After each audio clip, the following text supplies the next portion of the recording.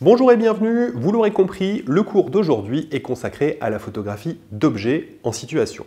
Je voudrais vous faire découvrir l'approche de Muriel. Muriel est blogueuse. Sur son blog, Muriel parle de beauté, de gourmandise, mais aussi de mode et de tout ce qui lui tient à cœur. Elle n'est pas photographe professionnelle, elle n'a pas suivi de stage photo, pas encore, mais elle obtient des résultats satisfaisants pour ses publications. Muriel a mis en place une méthode de prise de vue empirique, simple et surtout qui fonctionne parfaitement. Alors on ne va pas changer une technique qui marche. Mais nous allons voir pourquoi les éléments qu'elle a mis en place fonctionnent et comment il est possible d'améliorer sa méthode.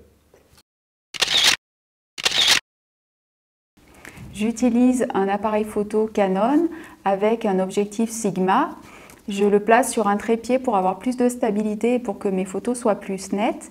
Et pour faire des photos plus en détail, j'utilise un objectif macro Canon. Pour commencer, Muriel utilise un appareil photo réflexe.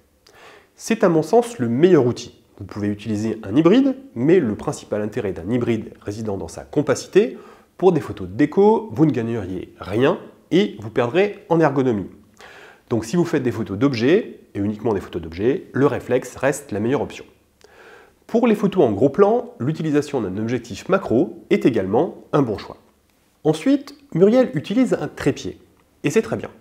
D'abord parce que cela permet de cadrer et de travailler la composition tranquillement. Ensuite, parce que vous pourrez utiliser des vitesses lentes sans risquer des flous de bouger. Pour limiter les flous de bouger au déclenchement, vous pouvez également utiliser le retardateur 2 ou 10 secondes, ou un déclencheur à distance. Pour ma prise de vue, je m'installe près d'une fenêtre pour avoir une luminosité naturelle et je m'installe sur une petite table. L'un des éléments essentiels de la prise de vue est le choix de l'éclairage. Lorsque l'on photographie des objets, le rendu de la couleur est essentiel. Vous aurez peut-être remarqué qu'en intérieur, les photos sont souvent jaunes. C'est un problème de température de couleur qui peut être facilement résolu en utilisant la balance des blancs. Pour éviter les dominantes de couleurs dues aux éclairages artificiels, Muriel installe sa prise de vue près d'une fenêtre. Elle bénéficie d'un éclairage naturel sans dominante de couleur. La coloration des objets qu'elle photographie n'est ainsi pas affectée. Pour mettre en valeur mes objets, je les place devant un fond blanc. Je mets des décorations, des fleurs, des petits objets. En fonction des thèmes de la saison, j'aime également apporter des petites touches pour Noël, pour la Saint-Valentin et en fonction du produit que je prends en photo. Pour faire mes photos, j'utilise le réglage AV.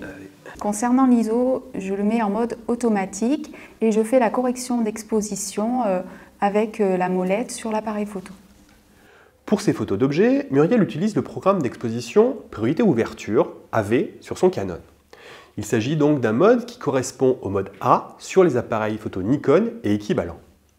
Le mode Priorité Ouverture est un bon choix a priori.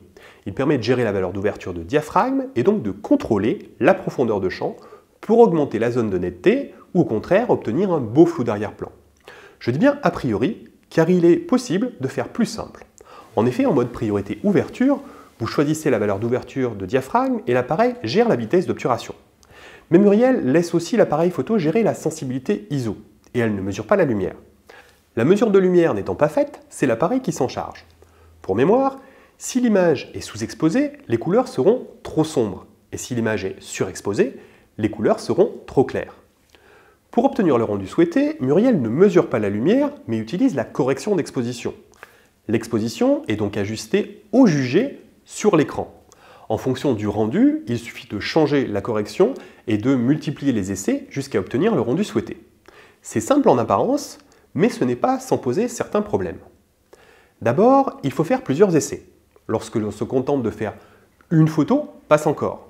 Mais si vous avez toute une série à réaliser, vous allez y passer la journée. Ensuite, l'appréciation étant faite au jugé, elle est sujette à interprétation. Si l'écran de l'appareil photo est trop sombre ou trop clair, le rendu est biaisé. Enfin, l'appareil étant réglé en mode priorité ouverture, qui est un mode semi-automatique, il faut renouveler les essais et les tâtonnements de correction à chaque exposition. Pour optimiser la prise de vue, le plus simple, lorsque l'on travaille sur trépied, est d'utiliser le mode d'exposition manuel. Et surtout, surtout, c'est là l'essentiel, de faire une mesure de lumière sur un gris moyen. Vous pouvez utiliser une charte de gris du commerce ou celle qui se trouve dans le Memento photo. Si la lumière d'ambiance ne change pas, vous pourrez enchaîner les prises de vue de différents objets sans avoir à refaire des essais à chaque fois que vous changez d'objet ou que vous intégrez de nouveaux éléments dans le cadre. Il n'est pas non plus nécessaire de mettre la sensibilité ISO en automatique. Gardez une sensibilité ISO basse, entre 100 et 400 ISO. Faites la mise au point manuellement ou comme d'habitude sur trépied, utilisez la mise au point micrométrique en Live View. Si vous n'êtes pas encore à l'aise avec la mesure de lumière, rassurez-vous, c'est une notion très accessible que vous pouvez retrouver dans mon Memento photo Maîtrisez votre appareil photo ou si vous voulez aller plus loin, dans ma formation photo en ligne dans laquelle je vous propose de voir tous les fondamentaux et qui inclut aussi une formation spécifique sur la maîtrise de l'exposition. Je vous souhaite une bonne semaine, je vous dis à bientôt, bonne photo et d'ici là, pensez à partager, liker et à vous abonner à la chaîne YouTube si ce n'est pas encore fait.